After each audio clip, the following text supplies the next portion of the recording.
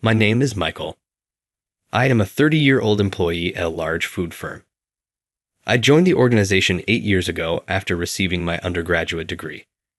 Although I work in the planning and sales department, I am merely an average employee, neither exceptionally good nor exceptionally bad. I'm currently working out of the company's headquarters in the hopes of avoiding a demotion. My wife and I were classmates in college when we first got married. Grace is her name. We were in the same economics seminar at the same university, which allowed us to get to know one another better. We were married shortly after we graduated from college. Grace became a full-time housewife once we were married, so she didn't pursue employment after graduating.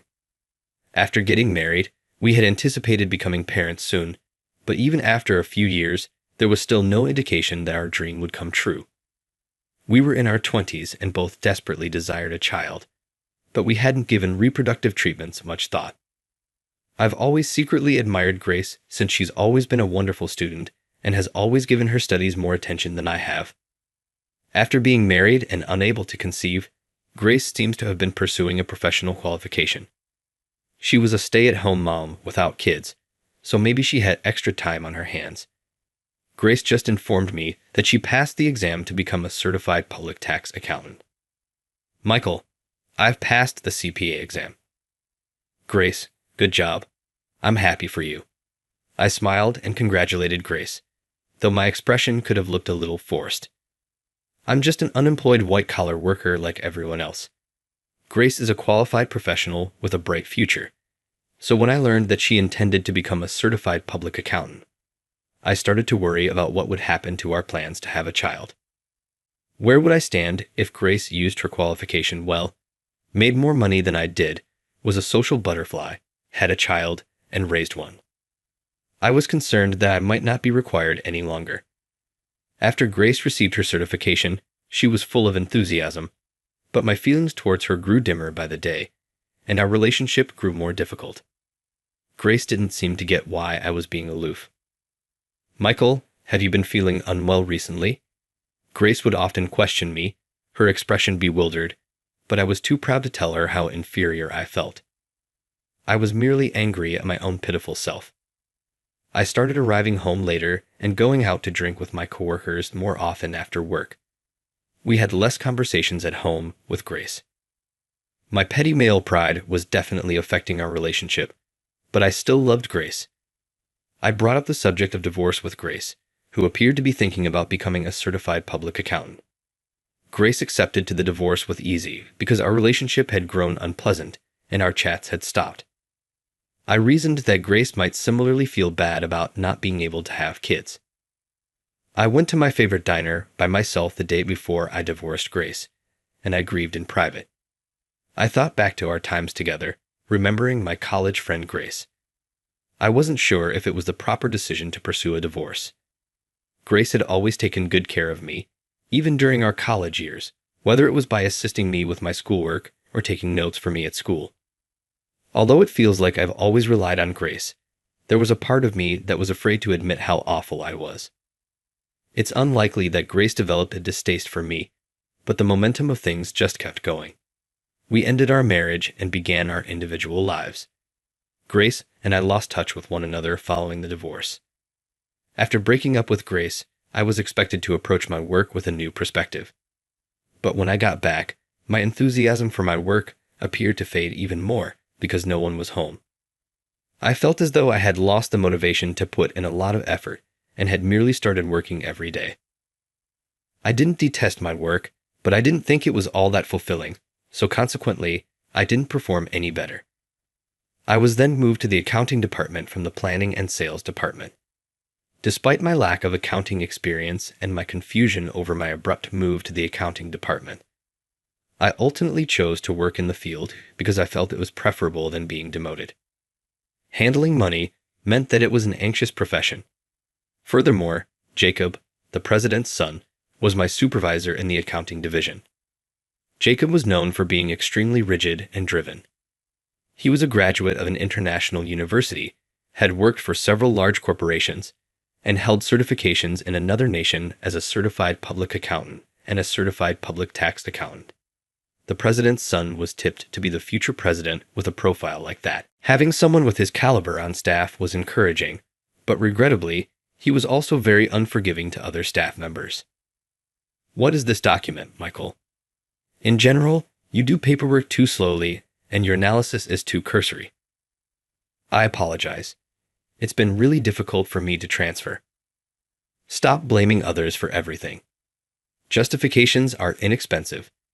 We anticipate significant growth for our company, and we won't accept any excuses.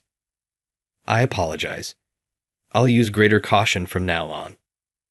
You ought to learn more about accounting if you have the time to apologize. Without even a rudimentary understanding of accounting, how are you going to function in a company? Yes, I'll study more about accounting. Jacob was berating me, and I was perspiring. I thought I was going to be in a lot of trouble. I came to the conclusion that I had no time to whine about not understanding accounting. All right, this is now a matter of pride. I'm going to be an accounting whiz. For the first time in a very long time, I experienced intense passion in my heart. Perhaps it was Jacob's fervor that impacted me, but his remarks appeared to lead me to the realization that I couldn't continue as I was. I got books on accounting from a bookstore, but reading the text didn't really assist me grasp it. I thought that going to accounting school could be the best option after conducting some research. In order to exchange information and establish friends with others who shared my interest in accounting, I registered in a school that was quite close to my house right away. I opted for a school that provided weekend sessions due to the excessive overtime Jacob had me working during the week. I'll officially start working as a professional accountant here. Jacob will be surprised by me. With dedication, I opened the door to accounting school. There were already a number of students in the room. My heart leaped for the first time in a long time when I saw this image, which brought back memories of my time as a student. It brought back fond memories of my early years. When I think back on my time as a student, Grace always seems to be there. Actually, Grace was by my side no matter what. I was so engrossed in my thoughts that I failed to realize that the teacher, who was the school's tax consultant, had entered the room. I let out a startled exclamation the instant I saw the teacher. It was none other than Grace, my ex-wife, who was teaching at this institution as the tax consultant. There was an error. It appeared as though she had grown younger and more animated. She must be enjoying her career as a tax counselor. Grace was explaining accounting with a lot of passion. Even a novice like me could understand the structure and idea of accounting thanks to her very clear explanation. The other kids were nodding along as they listened intently to Grace's lesson. Grace is performing admirably, as was to be expected. It was as though I was still Grace's spouse, and I was proud of her. Grace looked at me, and our eyes locked, so maybe she caught my intense gaze.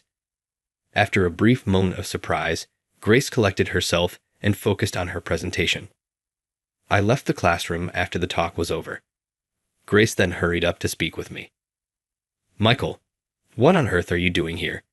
Grace's eyes widened as she looked at me, clearly astonished. I asked her if she might stop by a local cafe and talk. Grace nodded solemnly, and we made the decision to head to the cafe together. Performing this task reminded me of my time in college spent with Grace. As soon as we got to a cafe close to the school, Grace started asking me questions. Michael, I was genuinely shocked to see you in class. Why did you come to the lecture, and why haven't you gotten in touch with me yet? What in the world have you been up to since the split? In addition to her job as a tax accountant, Grace told me that she spent her weekends as a business school instructor. It was dedicated and hardworking. Exactly like Grace, I thought to myself. She had not altered since our days as students. Even after our divorce, Grace seemed to still care about me, but it was hard for her to reach out because I hadn't reached out in any way. I informed her that I had been moved to the accounting department at work and that my new supervisor was a hard-charging, uncompromising individual. I had to study accounting diligently as a result, even on the weekends, which is why I enrolled in business school. I had no idea that you were teaching at this accounting school, Grace. Grace chuckled as well as I stated this. How ironic. However, if that's the case, I can support you. Grace told me her eyes brightening, that she would be giving me extra lessons every weekend when I went to the school. She addressed all of my inquiries, and with the help of the assignments she devised, I was able to progressively acquire a thorough comprehension of the topic. Grace would always provide me with multiple solutions to any accounting-related issues I might have at work. I began to consider her suggestions, and once I had done so, submitted them to the business. Every weekend, I would spend hours arguing with Grace, and before I realized it, she had once again become a vital part of my life. "Hey Grace, have you found someone else?" I made the decision to ask the question that had been bothering me one day. Even though I started the divorce, I felt so self-centered asking Grace to get back together, but I had no choice. Grace shook her head silently. I laughed heartily and felt a deep sense of relief. "What's the reason behind your laughter? Do you find it amusing that I'm not well liked?" Grace gave me a scowl, as if she were irritated. "No, that's not the case. All I can say is that I'm glad you're still single. I've been thinking back to our time as students and wishing we could get together once more." Grace's face brightened red at that. She appeared a little shy now that I had said that. She no longer had the serious instructor's face. Instead, it was the face of the wife I knew. Grace and I resumed our joint living after that. Grace was always willing to listen to my problems at work when I got home. By then, Grace was a dependable companion and an indispensable part of my life. There was undoubtedly change at the business. Jacob was working on a new management plan to grow the business even more. From an accounting standpoint, I wholeheartedly agree with Jacob. Naturally, a lot of Grace's ideas were included in this, but the firm kept it a secret. Then Jacob's management plan proved effective, significantly boosting the business's sales. My outstanding performance was soon the topic of conversation inside the organization. Impressed by my work, my passionate employer Jacob is rumored to be the next CEO. He asked me what went wrong. I blushed a little at Jacob's compliment. I found a really good accounting school and answered, "Michael, I knew you had it in you. You've put in a lot of study time. As my right-hand guy, I want you to keep putting in a lot of effort at this organization." It made me very glad to hear this from my supervisor, Jacob, who was very energetic and well-respected. I was surprised to be promoted to a more senior role. I got remarried to Grace at that point. It may not be accurate to refer to it as a remarriage even if it was to the same woman, but that is unimportant. Despite receiving a promotion, I plan to leave the organization. My statement startled Jacob, who attempted to stop me, but I just wanted to be with Grace. I so put a lot of effort into my studies and was able to obtain my qualification as a tax accountant.